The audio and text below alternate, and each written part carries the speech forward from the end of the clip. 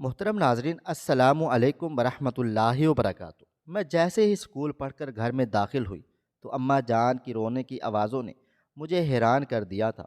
मैं बेहद परेशानी के आलम में कमरे में आई तो पता चला अम्मी जान सर ढके रो रही हैं। मैं समझी कि शायद इन्हें अब्बू जान की याद आ रही है, लेकिन ऐसा नहीं था।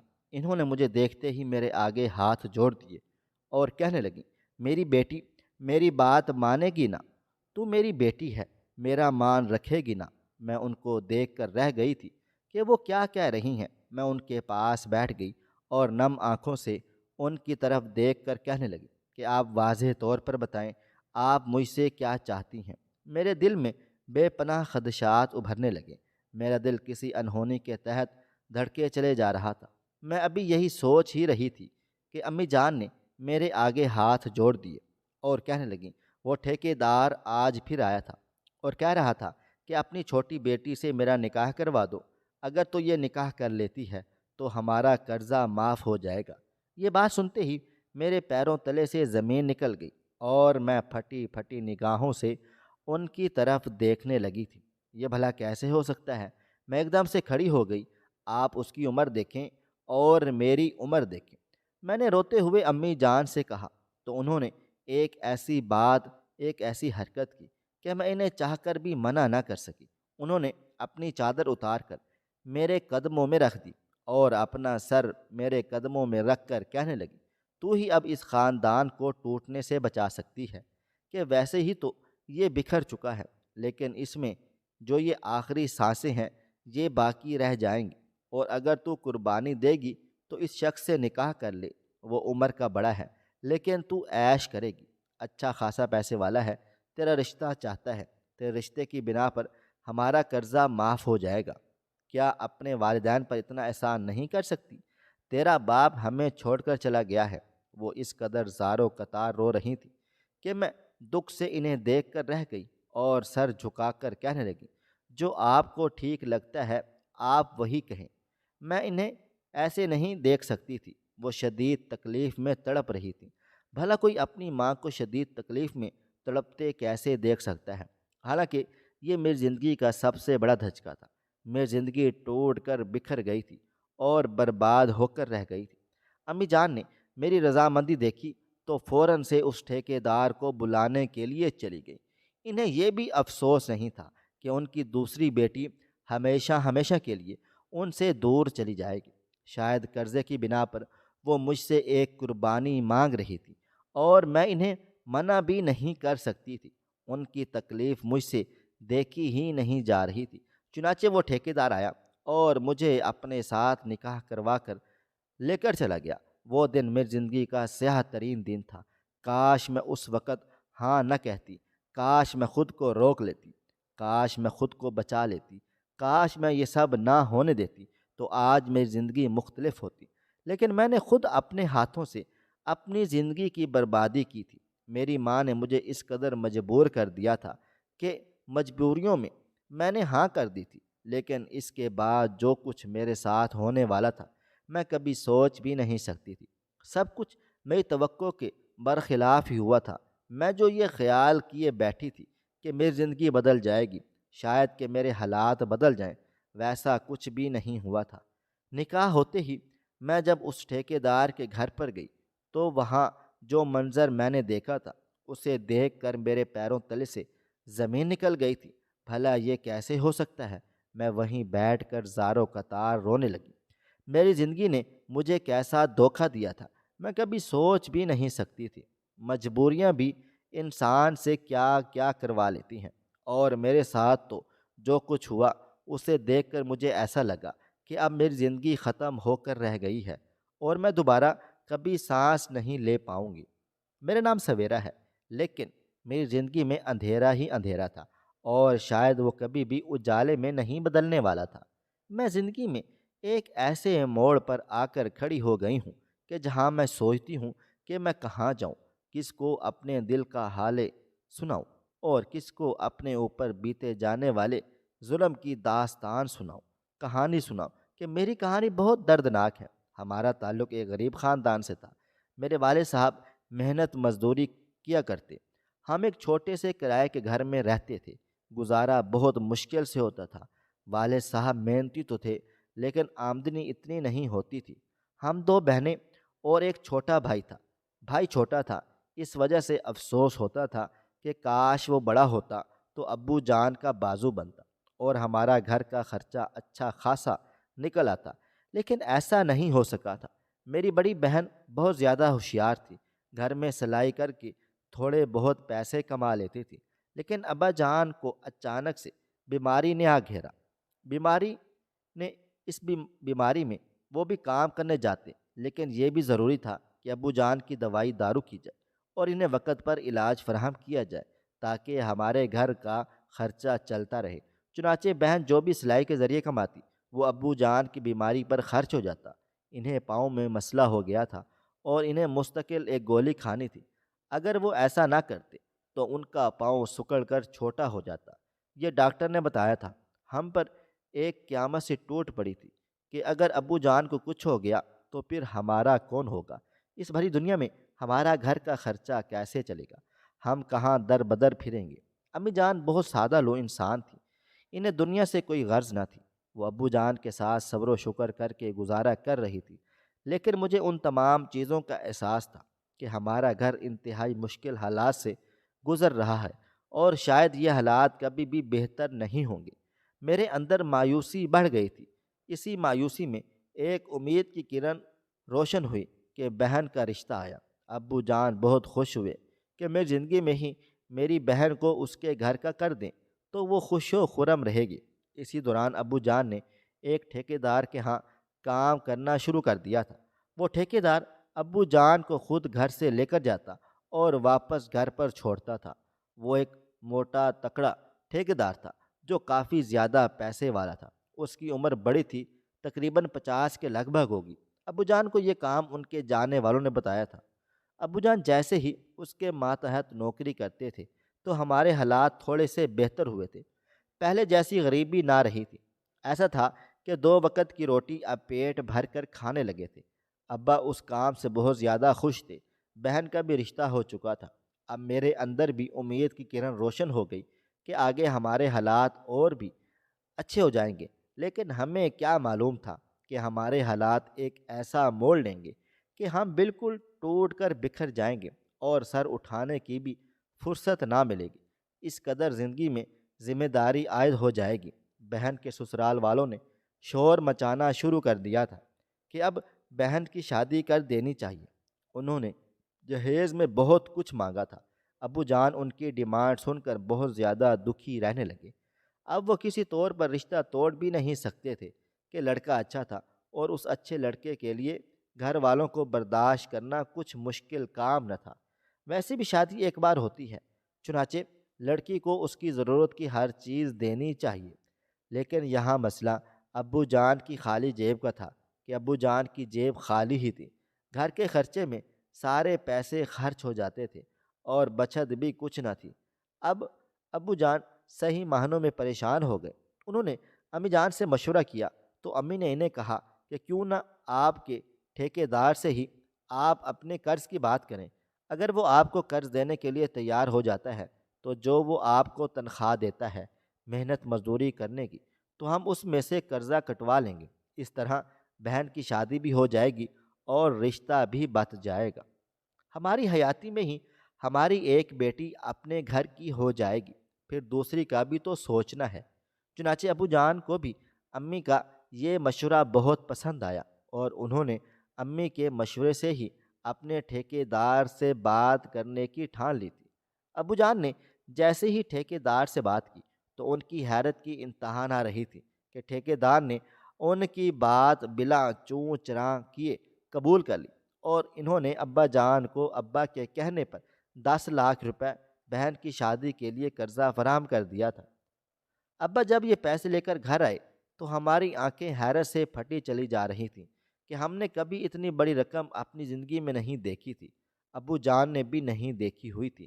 چنانچہ وہ بھی حیران تھے کہ انہیں اتنا بڑا قرضہ ٹھیکیدار نے کیسے دے دیا ہے۔ تب انہوں نے امی جان سے کہا کہ ٹھیکیدار نیک دل انسان ہے، چنانچہ اسے ہمارے حالات پر رحم آ گیا ہوگا اور اس کی اپنی بھی تو بہن بیٹی ہوگی نہ، اسی لیے اس نے آپ کو قرضہ دیا ہے تاکہ ہم اپنے حالات کو بہتر کر سکیں اور اپنی بیٹی کی شادی کر سکیں۔ سچ تو یہ تھا کہ میرے والدین 10 لاکھ روپے کو دیکھ کر بہت زیادہ خوش تھے، حالانکہ یہ ان کے اوپر ایک بہت بڑا قرضہ تھا، لیکن ابو جان کو ایک مکمل طور پر اطمینان تھا کہ وہ محنت مزدوری کر کے اس قرضے کو چکا دیں گے اور بہن کی شادی خیر و عافیت کے ساتھ ہو جائے گی۔ وہ دن ہمارے لیے سب سے بڑا خوشی کا دن تھا، لیکن ہم یہ نہیں جانتے تھے کہ ہماری خوشی وقتی ہے اور ہم میں سے سب کچھ چھن جائے گا۔ ہوا کچھ یوں تھا کہ بہن کی شادی میں بہن کے سارے ارمان پورے کیے گئے تھے۔ میں بھی بہت زیادہ خوش تھی کہ بڑی بہن بہت محنتی تھی۔ اس نے ایک عرصہ سلائیاں کر کر کے گھر کا خرچہ سنبھالا ہوا تھا اور ابو جان کا بہت ساتھ دیتی تھی۔ مجھے پڑھنے لکھنے کا شوق تھا تو ابا جان نے مجھے سرکاری سکول میں داخل کر دیا تھا اور میں سکول پڑھنے کے علاوہ اور کچھ بھی نہ کرتی تھی، لیکن مجھے امید تھی کہ میری یہ پڑھائی میرے آگے بہت کام آئے گی اور ایسا ہی ہونے والا تھا، لیکن میں اپنے مستقبل سے بے خبر تھی۔ سچ یہ ہے کہ انسان اگر اپنے مستقبل کو جان لے تو اپنے گھر میں دبک کر بیٹھ جائے اور اسے اپنی موت کا بھی پتہ چل جائے گا۔ ابو جان نے بہن کے سسرال والوں کی ہر ڈیمانڈ پوری کی تھی اور انہیں واضح طور پر بتا دیا تھا کہ یہ پہلی اور آخری بار ان کی بات مان رہے ہیں۔ سسرال والے بھی مان گئے۔ وہ تو اسی بات پر خوش تھے کہ ان کے سمدھی پر اتنا زیادہ خرچہ کیے جا رہے ہیں۔ ابو جان کو بھی مکمل طور پر اطمینان حاصل تھا۔ چنانچہ ابو جان کی کوششوں سے بہن اپنے گھر کی ہو گئی اور وہ اپنے گھر میں خوشی خوشی رخصت ہو کر خوش و کرم رہنے لگی، لیکن ہمارے لیے ہماری زندگی ظالم بن کر رہ گئی اور اس نے ایک ایسا موڑ لیا کہ میں اس کے اس خطرناک صورتحال پر حیران ہونے کے علاوہ اور کچھ بھی نہ کر سکتی تھی۔ بہن کی شادی کو ابھی ایک ہفتہ ہی گزرا تھا کہ ابو اچانک سے بہت زیادہ بیمار پڑ گئے اور پورے 2 دن ہسپتال میں رہنے کے بعد اس دار فانی سے کوچ کر گئے تھے۔ ان کی موت کی خبر ہمارے لیے کسی بجلی سے کم نہ تھی جس نے ہمارے پورے وجود کو جلا کر راکھ کر دیا تھا۔ میں ان کی افسوسناک موت پر دھاڑے مار مار کر رو پڑی تھی۔ ایک تو ان کی جدائی کا غم تھا، لیکن دوسرا ان کا وہ 10 لاکھ کا قرضہ ہمارے اوپر ننگی تلوار کی طرح لٹک رہا تھا۔ ہم آخرکار وہ 10 لاکھ کا قرضہ کیسے چکائیں گے؟ اب ٹھیکیدار کو بھی ابو جان کی موت کا علم ہوا تو وہ دوڑا چلا آیا اور شدید افسوس کرنے لگا۔ امی جان بھی بہت پریشان تھی۔ وہ بیوہ ہو گئی تھی، لیکن انہیں ایک ہی پریشانی تھی کہ بہن کی شادی پر جو خرچہ کیا ہے وہ ہم کیسے چکائیں گے، کہ پورے 10 لاکھ روپے بہن کی شادی پر لگا چکے تھے۔ ابو جان بہت زیادہ بیمار ہو کر اس دنیا سے تو رخصت ہو گئے تھے، لیکن صحیح معنوں میں ہمارے لیے مشکلات کھڑی ہو گئی تھیں۔ میں بار بار امی جان سے ایک ہی بات کہتی کہ امی جان، اب ہم قرضہ کیسے چکائیں گے؟ کیا وہ ٹھیکیدار ہمیں معاف کر دے گا؟ اسے دیکھ کر لگتا تو نہیں ہے کہ وہ اپنا ایک پیسہ بھی کسی کو چھوڑتا ہے۔ اب ہم کیا کریں گے؟ دن رات میں ایک ہی سوال امی جان سے کرتی تو ان کے پاس بھی اس بات کا کوئی جواب نہ ہوتا تھا کہ ہم کیا کریں گے۔ ابا جان نے تو سوچا تھا کہ وہ محنت مزدوری کر کے ٹھیکیدار کو اپنی تنخواہ سے سارا قرضہ اتار کر بتا دیں گے، لیکن قسمت نے ان کا ساتھ نہ دیا اور وہ قرض دار ہو کر ہی اس دنیا سے رخصت ہو گئے تھے۔ اب ان کے لیے وبال جان بھی تھا، قبر میں عذاب بھی تھا اور ہمارے لیے ایک بہت بڑا سوال نشان تھا کہ آخر ہم قرضہ کیسے اتاریں گے۔ ابو جان کی وفات کو ایک ہفتہ نہ ہوا کہ ٹھیکیدار نے ہمیں تنگ کرنا شروع کر دیا تھا کہ میرا قرضہ واپس کرو۔ امی جان نے انہیں لاکھ سمجھایا کہ میں عدت سے باہر نکل آؤں، پھر آپ کا قرضہ اتارنے کے بارے میں سوچوں گی کہ کس طرح محنت مزدوری کر کے ہمیں آپ کا قرضہ اتارنا ہے۔ امی جان کی بات سن کر میں بھی یہی بات سوچ ہی رہی تھی کہ جب امی جان کی عدت ختم ہو جائے گی تو ہم دونوں ماں بیٹیاں کسی کے گھروں میں کام کر کے کمیٹیاں ڈال کر بھی یہ قرضہ اتار لیں گے۔ بہن کی شادی کر کے بھی پریشان ہی رہی تھی۔ اسے بھی جب یہ پتہ چلا تو وہ بہت زیادہ اداس ہو گئی اور اس نے کہا تھا کہ وہ اپنے سسرال میں سلائیاں کر کے اپنی شادی کا خرچہ اتارنے کے لیے تیار ہے، لیکن امی جان نے انہیں روک دیا تھا کہ اس کی بھی ابھی شادی ہی ہوئی ہے اسے اپنی زندگی کو تھوڑا سا تو جی لینا چاہیے۔ میں بھی امی جان کی اس بات سے اتفاق کرتی تھی، لیکن قرضہ تو اس بات سے نہیں اتر سکتا تھا نا۔ قرضہ تو جوں کا توں وہیں موجود تھا۔ اب میری بھی راتوں کی نیند اڑ گئی تھی کہ ٹھیکیدار روز پریشان کرنے چلا آتا تھا۔ میں نے اس موٹے ٹھیکیدار کو دیکھا تھا، لیکن کبھی اس سے بات چیت نہ کی تھی۔ اس نے بھی مجھے دیکھ رکھا تھا۔ میں مسلسل ایک ہفتے تک وہ روزانہ ہمارے گھر آ کر ہمیں ایک ہی چیز کی یقین دہانی کراتا کہ اپنا قرضہ واپس کرنے کی صورتحال کے بارے میں کچھ تو بتاؤ نا، کہ کیا کر کے واپس کرو گے؟ اور ہمارے پاس اس کا کوئی بھی جواب نہیں ہوتا تھا۔ امی جان روز قرض دار کو ٹال کر واپس بھیج دیتی اور کہتی کہ ابھی ہمیں تھوڑا سا وقت اور دیجیے۔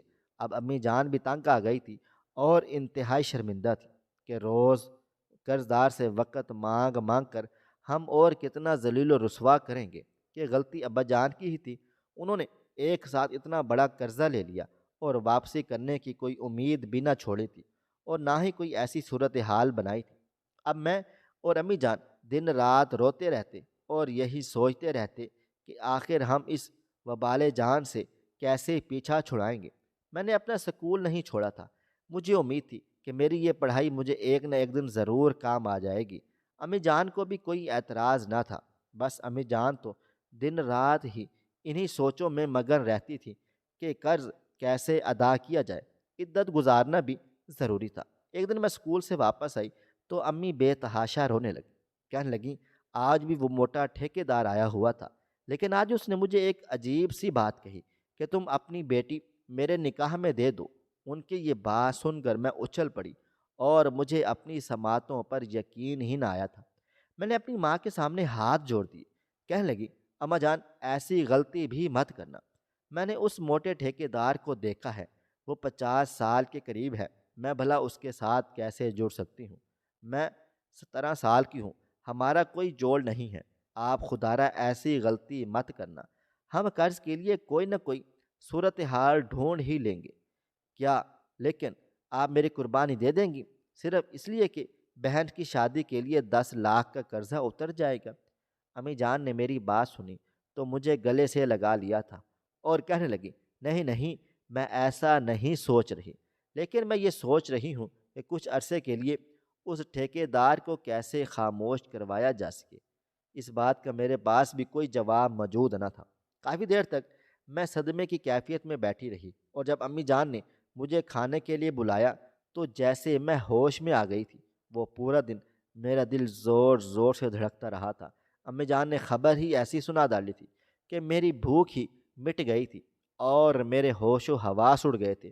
اگلے دن میں صبح سویرے سکول چلی گئی کہ میرا دل و دماغ تھوڑا سا کھل جائے۔ بار بار ایک ہی بات سوچ سوچ کر میرے ذہن پر بہت بری طرح اثر پڑا ہوا تھا۔ اسکول سے جیسے میں واپس آئی تو امی جان پہلے سے زیادہ رو رہی تھی۔ اب تو یہ روز کا معمول بن گیا، لیکن انہوں نے مجھے دیکھتے ہی کہا میری بیٹی اب ہمارے ہاتھ سے صورتحال نکل گئی ہے اور وقت ریت کی طرح پھسلتا چلا جا رہا ہے۔ ٹھیکیدار آج بھی آیا تھا اور آج بھی وہی بات کہی کہ اگر تم اپنی چھوٹی بیٹی کو ہمارے نکاح میں دے دو گی تو پھر یہ تمہارا قرضہ معاف ہو جائے گا۔ اب تم ہی بتاؤ میں کیا کروں؟ کیا تم ہمارے لیے قربانی نہیں دے سکتی؟ اگر ایک طرح سے سوچا جائے تو یہ رشتہ تو بے جوڑ ضرور ہے، لیکن تمہاری قسمت بن جائے گی کہ تم ایک انتہائی امیر شخص کے گھر پر جاؤ گی۔ عمر کا کیا ہے، اس کی عمر گزر جائے گی تو تمہاری زندگی بھی تو سنور جائے گی نا۔ امی جان کی یہ بات سن کر میں حیران رہ گئی تھی، لیکن اگلے ہی لمحے انہوں نے اپنی چادر میرے پاؤں میں ڈال دی اور اپنا سر میرے قدموں میں رکھ کر کہنے لگے کہ تیری ماں کا تجھ سے یہ آخری سوال ہے، تو قربانی دے گی نا؟ تیری ماں اب تھک چکی ہے، سانسوں کا بھی کوئی بھروسہ نہیں ہے۔ بھائی بہت چھوٹا ہے، بڑا ہوتا تو مجھے کوئی مسئلہ نہ ہوتا۔ چنانچہ اگر تو چاہتی ہے کہ ہم سب کی زندگیاں سلامت رہیں اور ہم سب کو ایک ساتھ دیکھنا چاہتی ہے، خوش و خرم دیکھنا چاہتی ہے، تو تجھے قربانی دینی پڑے گی اور تجھے اس شخص سے نکاح کرنا پڑے گا۔ امی جان نے کچھ اس طرح تڑپ کر مجھے کہا تھا کہ میں انکار بھی نہ کر سکی تھی، اور میں نے ہاں کر دی۔ اس کے بعد میں زاروں قطار رو پڑی تھی۔ میری قسمت نے مجھے کہاں لا کر کھڑا کر دیا، میں کبھی سوچ بھی نہیں سکتی تھی۔ اگلے ہی دن ٹھیکیدار ایک بار پھر سے جواب طلب کرنے آیا، اور اس بار اس کی آواز میں دھمکی نمایاں تھی۔ میں اسکول بھی نہ جا سکی تھی۔ اب اسکول جا کر کیا کرتی؟ میرے امتحانات ہو چکے تھے، اور میری زندگی نے ایسی کایا پلٹی تھی کہ میں پیچھے مڑ کر نہیں دیکھ سکتی تھی۔ ٹھیکیدار نے اندر قدم رکھتے ہی مجھے دیکھ لیا اور خوش ہو گیا۔ امی جان سے کہنے لگا، کیا تم راضی ہو؟ امی جان نے مجھے دیکھ کر کہا، ہاں، میری بیٹی راضی ہے، وہ تم سے نکاح کرے گی۔ تم اسے بیاہ کر اپنے گھر لے جاؤ اور ہمیں لکھ کر دو کہ تم ہمارا 20 لاکھ کا قرضہ معاف کر دو گے۔ ٹھیکیدار نے فوراً سے اپنے نکاح والے مولوی صاحب کو بلا لیا، اور میرا اور اس کا نکاح ہو گیا تھا۔ قبول ہے کہتے ہوئے میرا دل زور سے لرزا تھا، اور مجھے ایسا لگا کہ ابھی ابھی سانسوں کا تعلق روح سے ٹوٹ جائے گا، لیکن ایسا کچھ بھی نہیں ہوا تھا، اور میں زندہ سلامت موجود تھی۔ اسی وقت اس نے لکھ کر دے دیا تھا کہ وہ ہمارا قرضہ معاف کر چکا ہے۔ امی جان کے لیے یہ بہت بڑی خوشی تھی، لیکن جو ایک طرف انہیں شدید غم بھی تھا۔ قرضہ معاف کروانے کے لیے انہیں اپنی چھوٹی بیٹی کی قربانی دینی پڑی تھی۔ انہوں نے رخصتی کے وقت مجھ سے بہت زیادہ معافیاں مانگی، لیکن اب میں انہیں معاف کیسے کر سکتی تھی؟ میرا دل بالکل خالی ہو چکا تھا۔ میں اس ٹھیکیدار کے ساتھ رخصت ہو کر اس کے گھر پر چلی آئی تھی۔ جیسے ہی وہ کمرے میں داخل ہوا تو میری آنکھیں پھٹی کی پھٹی رہ گئی کہ اس کے ساتھ اور بھی بہت ساری عورتیں اندر داخل ہوئی تھیں۔ وہ 10 کے قریب تعداد میں موجود تھیں۔ میں حیرانی سے ان تمام لوگوں کی طرف دیکھ کر رہ گئی۔ وہ مجھے دیکھتے ہی وہ عورتیں خوب ہنسنے لگیں، کہنے لگیں، بہت اچھی لگ رہی ہو دلہن بنتے ہوئے، لیکن اب تمہیں روز ہی دلہن بننا پڑے گا۔ ان کی بات سن کر میں نے حیرانی سے اپنے شوہر کی طرف دیکھا، جو کہ 50 سال کا ایک موٹا گنجا آدمی تھا۔ مجھے دیکھ کر زوردار کہکا لگایا اور کہنے لگا، تم میری بیوی ہو، اور یہ سب بھی میری بیویاں ہیں۔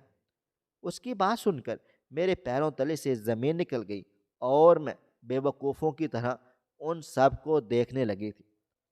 وہ سب میری حالت کو دیکھ کر لطف اٹھانے لگی، کہنے لگی، تم تو بہت معصوم اور نوخیز کلی ہو۔ تمہیں دیکھ کر تو کوئی بھی خریدار خریدنے کے لیے فوراً تیار ہو جائے گا۔ تمہاری خوبصورتی اس قدر پیاری لگ رہی ہے کہ ہم عورتوں کا دل تم پر آ رہا ہے۔ تم مردوں کا کیا حال ہوگا؟ ان کی یہ گفتگو سن کر مجھے اپنے جسم میں سے جان نکلتی ہوئی محسوس ہوئی۔ یہ کس قسم کی گفتگو تھی؟ مجھے کچھ سمجھ نہ آیا تھا۔ میں زاروں قطار رونے لگی تو میرا شوہر آگے بڑھا۔ اس نے میرا گھونگھٹ ایک دم زور سے کھینچ کر اتارا اور کہنے لگا، یہ ڈرامے کہیں اور جا کر کرنا۔ تمہیں بتا دیتا ہوں کہ اب تم میری بیوی ہو، لیکن تمہیں بازار حسن میں جانا ہوگا۔ یہ تمام عورتیں بھی بازار حسن کا مال ہیں، تم بھی وہاں جاؤ گی۔ تم لوگوں کو کیا لگتا ہے کہ 20 لاکھ کا قرضہ میں اتنی آسانی سے معاف کروں گا اور پھر تمہاری ذمہ داری بھی سنبھال لوں گا؟ میں لعنت بھیجتا ہوں تم لوگوں پر۔ آج تک میں نے کسی پر اپنا 1 روپیہ نہ چھوڑا۔ اب اس 20 لاکھ میں سے 40 لاکھ روپے کماؤں گا، اور اس کے بعد میں کماتا ہی چلا جاؤں گا۔ تمہاری خوبصورتی مجھے بہت زیادہ پیسہ دے گی۔ میں اس کی باتوں سے سمجھ گئی تھی کہ وہ کیا کہنا چاہ رہا ہے۔ وہ ٹھیکیدار نہیں تھا، عورتوں کا دلال تھا۔ یہ اس کا روز کا کام تھا کہ وہ بہت سے مجبور مردوں کو اپنے جال میں پھنسا کر انہیں قرضہ فراہم کرتا، اور اس کے بعد ان کی حالت سے لطف اٹھا کر اپنا رشتہ پیش کرتا تھا۔ اسے یہ کام کرتے ہوئے تقریباً کوئی 10 سال ہو چکے تھے۔ وہاں موجود عورتوں میں سے ایک عورت نے مجھے روتے ہوئے بتایا تھا کہ وہ خود ان کے مظالم سے تنگ آ گئی تھی، بازار حسن کا اہم حصہ بن چکی تھی، اور وہ اس دلدل سے نکلنا چاہتی تھی۔ اب میری اس دلدل میں گھسنے کی باری تھی، لیکن میں نے سوچ لیا تھا کہ مجھے کیا کرنا ہے۔ میں نے اپنے آنسو صاف کیے اور اپنے شوہر سے کہا کہ میں آپ سب کے لیے چائے بنانا چاہتی ہوں، تاکہ آنے والے مہمان کے لیے کچھ پینے کا انتظام ہو سکے۔ میرا شوہر میری کایا پلٹ پر حیران و پریشان رہ گیا اور خوش ہو کر اجازت دے ڈالی۔ کہنے لگا کہ میرے لیے بھی ایک اچھی سی کڑک چائے بنانا۔ میں چائے کے بہانے باہر آئی۔ اندر بہت سی عورتیں موجود تھیں۔ وہ عورت جو اس دلدل سے نکلنا چاہتی تھی وہ میری مدد کی خاطر اٹھ گئی۔ باقی وہ جو تمام عورتیں تھیں وہ صحیح معنوں میں کوٹھے کے ماحول میں رچ بس گئی تھیں۔ چنانچہ انہیں کوئی فرق نہیں پڑتا تھا۔ میں نے اسے اپنا سارا منصوبہ بتا دیا جو میں نے اس پورے عرصے میں سوچ لیا تھا۔ میں نے چائے بنانا شروع کر دی۔ چوکیدار دوبارہ وہاں اٹھ کر کچن میں مجھے دیکھنے چلا آیا تھا۔ میں نے مسکرا کر اس کی طرف دیکھا تھا تو اس کی آنکھوں میں سے ایک عجیب سے جذبے مجھے نظر آئے۔ گندگی کے یہ جذبے دیکھ کر مجھے اپنے آپ سے گھن آئی تھی، لیکن میں نے اپنا مشن جاری رکھا تھا۔ چائے بنانے کے بعد میں نے اپنے منصوبے کے مطابق گیس کافی دیر تک کھلا چھوڑ دیا تھا۔ جب پورے 10 منٹ تک گیس کھلا چھوٹ گیا اور اس کی بدبو مجھے محسوس ہونے لگی تو میں نے اس لڑکی کا ہاتھ پکڑا جو اس دلدل سے نکلنا چاہتی تھی۔ لائٹر اپنے ہاتھ میں اٹھایا اور گھر سے نکلنے سے پہلے میں نے لائٹر اٹھا کر اس زور سے کچن کی طرف پھینک دیا۔ ایک زوردار دھماکہ ہوا۔ میں بھی بری طرح گر گئی تھی، لیکن میں نے ہمت نہ ہاری اور بھاگ بھاگ کر سیڑھیاں اتر کر بھیڑ میں غائب ہو گئی تھی۔ لوگوں نے جب دیکھا کہ اس قدر آگ کے شعلے اٹھ رہے ہیں تو امدادی کاموں کے لیے آگے بڑھے تھے، لیکن مجھے ان لوگوں سے کوئی واسطہ نہیں تھا۔ میں وہاں سے بھاگ آئی تھی اور سیدھا اپنی امی جان کے گھر پہنچی تھی۔ وہاں میں نے اپنی امی اور بھائی کو لیا تھا اور ایک ایسے علاقے میں آ گئی تھی جہاں ہمیں کوئی بھی نہیں پہچانتا تھا۔ مجھے پیچھے کی کوئی خیر خبر نہ تھی اور نہ ہی مجھے کوئی ڈر تھا کہ وہ ٹھیکیدار دوبارہ ہمیں ڈھونڈ سکے گا۔ میں نے وہاں آ کر اسکول میں جاب کرنا شروع کر دی۔ بچوں کو گھر میں ٹیوشن پڑھاتی تھی۔ گھر کے مسائل آہستہ آہستہ حل ہونے لگے تھے۔ پورے 3 سال کے بعد مجھے خبر ملی تھی کہ وہ ٹھیکیدار تو اس حادثے میں شدید زخمی ہو گیا تھا اور پھر 6 مہینے زندہ رہنے کے بعد اس دنیا سے رخصت ہو گیا۔ میں نے فوراً سے سجدہ شکر ادا کیا تھا کہ میرے بروقت منصوبے نے ان ظالموں کو اس حال تک پہنچا دیا تھا۔ ان ظالموں کو خاتمہ کرنا بے حد ضروری تھا کہ انہوں نے کتنی عورتوں کو مجبوری کے تحت ایک ایسی گندی دلدل میں ڈال دیا تھا جس سے کوئی بھی نہیں نکل سکتا تھا۔ میں یہ کرنے میں کامیاب ہو گئی تھی۔ ہمارے گھر کے حالات بہتر ہو گئے تھے۔ میں ٹیوشن پڑھاتی تھی، صبح اسکول میں نوکری کرتی تھی۔ ان سالوں میں بھائی جان نے بھی کام کرنا شروع کر دیا تھا۔ امی جان بھی لوگوں کے گھروں میں کام کاج کیا کرتی تھی۔ یوں گھر کا خرچہ چل رہا تھا۔ میں نے اللہ تعالیٰ کا لاکھ لاکھ شکر ادا کیا تھا کہ اس ٹھیکیدار نے خود اپنے ہاتھوں سے ہمارا قرضہ معاف کر دیا تھا اور ہاتھ اس کے بھی کچھ نہ آیا تھا۔ اس کی گندی نیت نے اسے اپنے انجام تک پہنچا دیا اور میں اس بات پر خوش تھی کہ اس ظالم کو اس کے انجام تک پہنچانے میں میرا بہت بڑا ہاتھ تھا۔ یہ واقعہ میرے لیے ایک انتہائی سبق آموز واقعہ تھا جس نے مجھے یہ سکھا دیا تھا کہ انسان ہمت کرے تو وہ سب کچھ کر سکتا ہے، یہاں تک کہ ظالم کو بھی پچھاڑ سکتا ہے۔ جیسے میں نے اپنی ذہانت سے اس موٹے اور گنجے ٹھیکیدار کو پچھاڑ دیا تھا۔ میری سب والدین سے ہاتھ جوڑ کر گزارش ہے کہ وہ اپنی بیٹیوں کو ایسے نہ کسی اندھے کنویں میں پھینکا کریں۔ ان کی بھی زندگی ہے، ان کی بھی خواہشات ہیں، چاہے تھوڑا کما لیں تھوڑا کھا لیں، مگر ان کی عزتوں کا خیال رکھیں۔ میری اللہ تعالیٰ سے دعا ہے کہ وہ سب بہن بیٹیوں کے نصیب اچھے اور نیک بنائے اور سب سفید پوش غریب لوگوں کی مدد فرمائے تاکہ وہ اپنی زندگی کو بہتر اور خوشگوار انداز میں گزار سکیں۔ آمین ثم آمین یا رب العالمین۔ خواہش صرف اتنی ہے کہ کچھ الفاظ لکھوں جس سے کوئی گمراہی کے راستے پہ جاتے جاتے رک جائے، اور نہ بھی رکے تو سوچ میں ضرور پڑ جائے۔ پیارے دوستو، امید کرتا ہوں کہ آپ کو یہ ہماری کہانی پسند آئی ہوگی۔ کہانی پسند آئی ہو تو ویڈیو کو لائک کریں، کومنٹس کریں، شیئر کرنا بالکل بھی نہ بھولیں۔